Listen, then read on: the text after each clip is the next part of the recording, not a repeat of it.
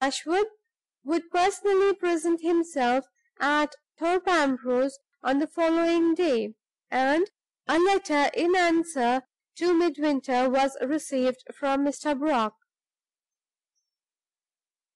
The letter was dated the 18th, and the news which it contained raised not Allan's spirits only, but Midwinter's as well.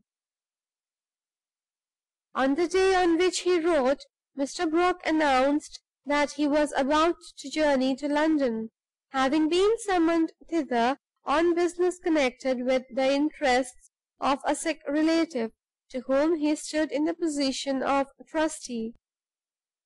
The business completed, he had good hope of finding one or other of his clerical friends in the metropolis who would be able and willing to do duty for him at the rectory, and in that case he trusted to travel on from London to Thorpe Ambrose in a week's time or less. Under these circumstances, he would leave the majority of the subjects on which Midwinter had written to him to be discussed when they met. But as time might be of importance in relation to the stewardship of the Thorpe Ambrose estate, he would say at once that he saw no reason why Midwinter should not apply his mind to learning the steward's duties, and should not succeed in rendering himself invaluably serviceable in that way to the interests of his friend.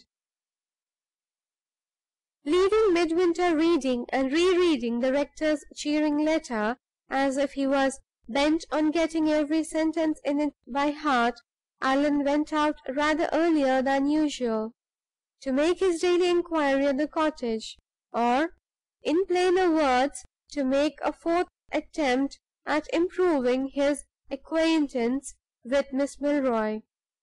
The day had begun encouragingly, and encouragingly it seemed destined to go on. When Allan turned the corner of the second shrubbery and entered the little paddock where he and the major's daughter had first met, there was Miss Milroy herself, loitering to and fro on the grass, to all appearance on the watch for somebody. She gave a little start when Allan appeared, and came forward without hesitation to meet him. She was not in her best looks. Her rosy complexion had suffered under confinement to the house, and a marked expression of embarrassment clouded her pretty face.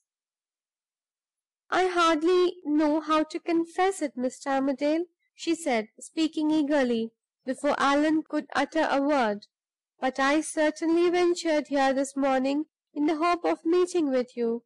I have been very much distressed.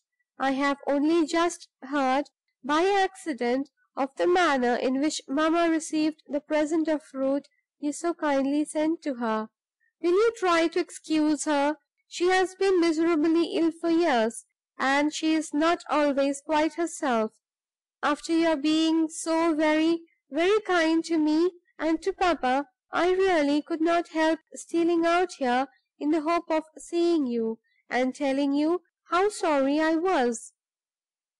Pray forgive and forget, Mr. Armadale. Pray do." Her voice faltered over the last words, and in her eagerness to make her mother's peace with him, she laid her hand on his arm. Allan was himself a little confused. Her earnestness took him by surprise, and her evident conviction that he had been offended honestly distressed him. Not knowing what else to do, he followed his instincts, and possessed himself of her hand to begin with. "My dear Miss Milroy, if you say a word more, you will distress me next," he rejoined, unconsciously pressing her hand closer and closer, in the embarrassment of the moment. "I never was in the least offended. I made allowances, upon my honor I did, for poor Mrs. Milroy's illness." "Offended?" cried Allan, reverting energetically to the old complimentary strain. I should like to have my basket of fruits sent back every day, if I could only be sure of its bringing you out into the paddock the first thing in the morning." Some of Miss Milroy's missing color began to appear again in her cheeks. "Oh, Mr. Armadale, there is really no end to your kindness," she said. "You don't know how you relieve me." She paused. Her spirits rallied with as happy a readiness of recovery as if they had been the spirits of a child, and her native brightness of temper sparkled again in her eyes as she looked up, shyly smiling, in Allan's face. "Don't you think," she asked, demurely, "that it is almost time now to let go of my hand?" Their eyes met. Allan followed his instincts for the second time. Instead of releasing her hand, he lifted it to his lips and kissed it. All the missing tints of the rosier sort returned to Miss Milroy's complexion on the instant. She snatched away her hand as if Allan had burned it. "I'm sure that's wrong, Mr. Armadale," she said, and turned her head aside quickly, for she was smiling in spite of herself. "I meant it as an apology for holding your hand too long," stammered Allan. "An apology can't be wrong, can it? There are occasions, though not many, when the female mind accurately appreciates an appeal to the force of pure reason. This was one of the occasions. An abstract proposition had been presented to Miss Milroy, and Miss Milroy was convinced. If it was meant as an apology, that, she admitted, made all the difference. "I only hope," said the little goat, looking at him shyly, "you are not misleading me. Not that it matters much now," she added, with a serious shake of her head. "If we have committed any improprieties, Mr. Armadale, we are not likely to have the opportunity of committing many more." "You are not going away?" exclaimed Allan, in great alarm. "Worse than that, Mr. Armadale. My new governess is coming." "Coming?" repeated Allan. "Coming already?"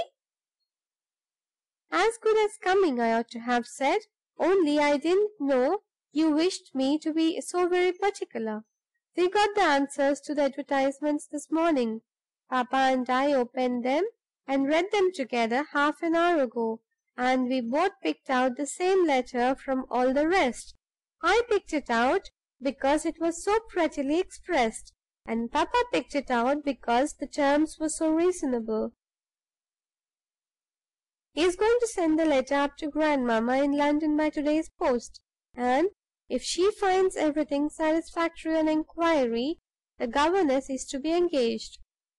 You don't know how dreadfully nervous I'm getting about it already. A strange governess is such an awful prospect. But it is not quite so bad as going to school, and I have great hopes in this new lady, because she writes such a nice letter. As I said to Papa, it almost reconciles me to her horrid, unromantic name." "What's her name?" asked Allan. "Brown? Grubb? Scraggs? Anything of that sort?" "Hush! Hush! Nothing quite so horrible as that. Her name is Gwilt. Dreadfully unpoetical, isn't it? Her reference must be a respectable person, though, for she lives in the same part of London as Grandmamma. Stop, Mr. Armadale! We are going the wrong way." "No, I can't wait to look at those lovely flowers of yours this morning, and many thanks. I can't accept your arm. I have stayed here too long already. Papa is waiting for his breakfast, and I must run back every step of the way. Thank you for making those kind allowances for mamma. Thank you again and again, and good bye." "Won't you shake hands?" asked Allan. She gave